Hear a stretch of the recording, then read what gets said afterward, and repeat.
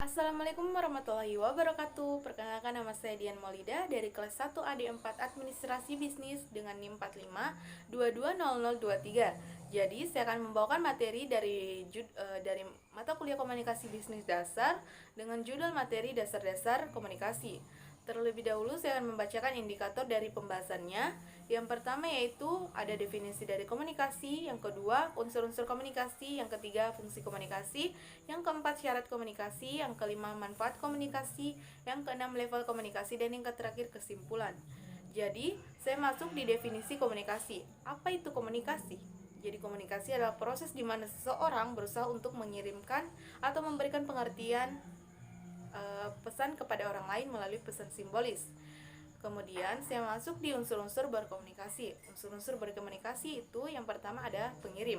Pengirim bisa disebut juga sebagai narasumber, yang dimana seorang pengirim pasti memiliki beberapa jenis informasi yang ingin disampaikan kepada orang lain. Yang kedua ada penerima. Jika ada seorang pengirim, tentu saja ada seorang penerima. Yang dimana agar sang penerima dapat memahami informasi dari sang pengirim, maka sebelumnya penerima harus memastikan bahwa dirinya dapat memahaminya dengan baik dan jelas. Kemudian ada pesan atau informasi. Pesan atau informasi adalah konten yang ingin disampaikan kepada pengirim kepada penerima. Selanjutnya ada media atau sarana berkomunikasi. Fungsi dari ini yaitu sebagai saluran atau sarana yang bisa kita gunakan dalam mengirimkan pesan atau informasi kepada penerima.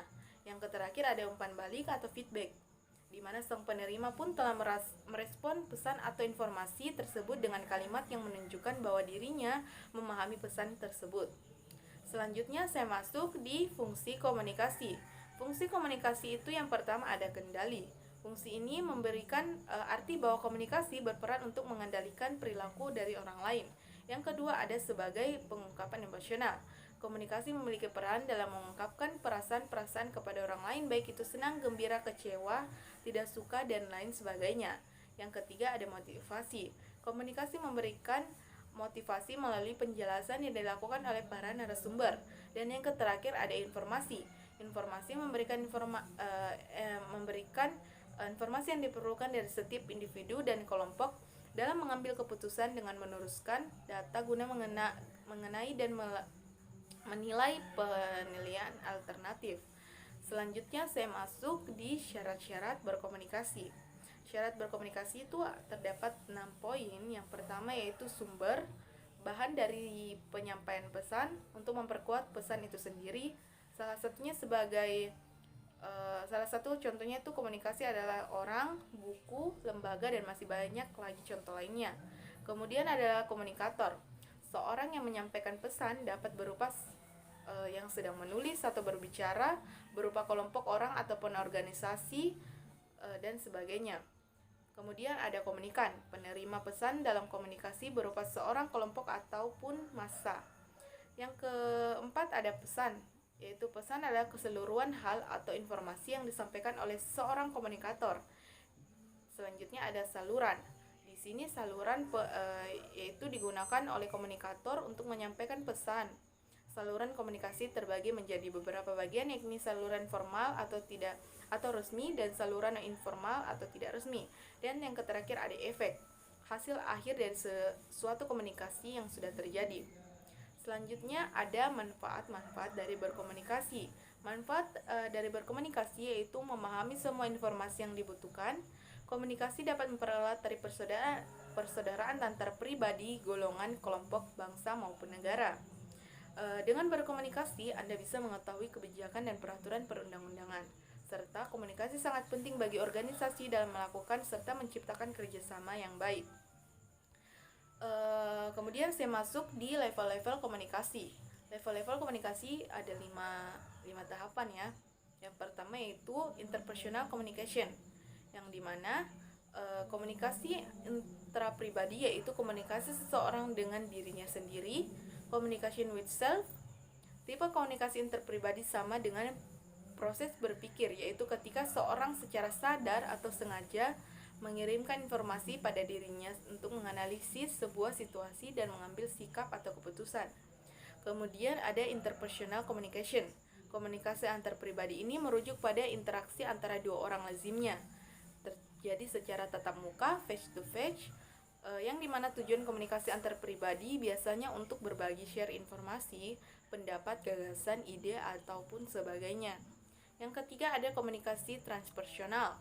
Tujuan dari komunikasi transpersonal yaitu memunculkan kesadaran tentang diri, self-help, meningkatkan spiritualitas, lebih cenderung bersifat vertikal, mengutamakan hubungan spiritual seseorang dengan Tuhannya.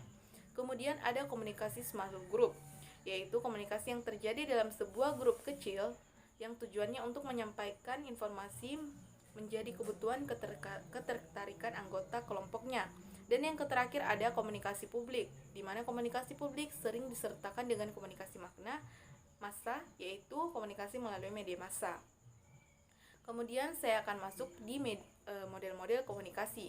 Model-model komunikasi terbagi menjadi 3 poin. Yang pertama, model komunikasi linear, di mana model komunikasi ini dikemukakan oleh Claude Shannon dan Warren Wiever pada tahun 1949, yang mereka menggambarkan komunikasi sebagai proses linear karena tertarik pada teknologi, radio, dan telepon dan ingin mengembangkannya.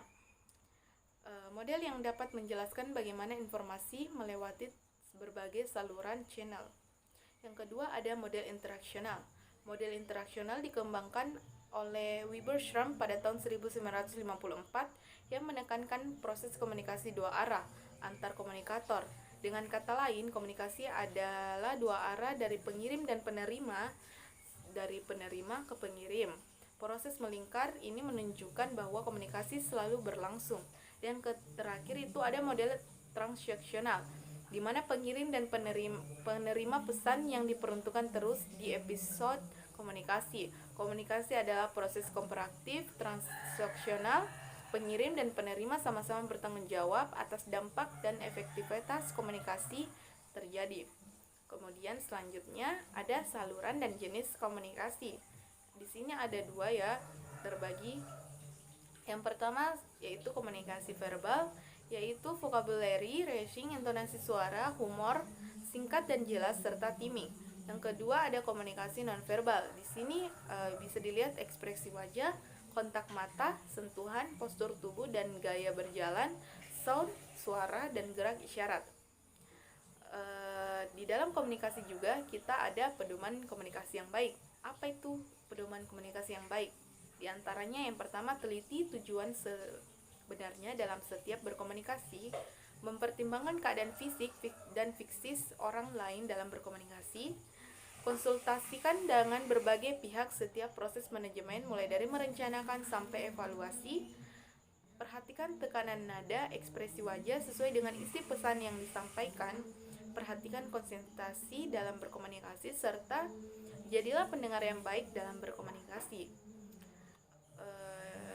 Kemudian saya masuk di kesimpulan dalam materi tersebut.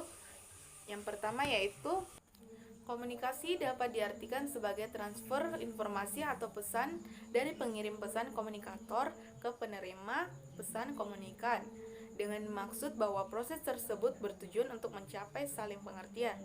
Unsur dari komunikasi terdiri atas 5 poin, yaitu pengirim, penerima pesan, media, kemudian feedback atau umpan balik. Fungsi dari komunikasi ada 4, yaitu sebagai kendali, motivasi, sebagai pengungkapan emosional, kemudian sebagai informasi.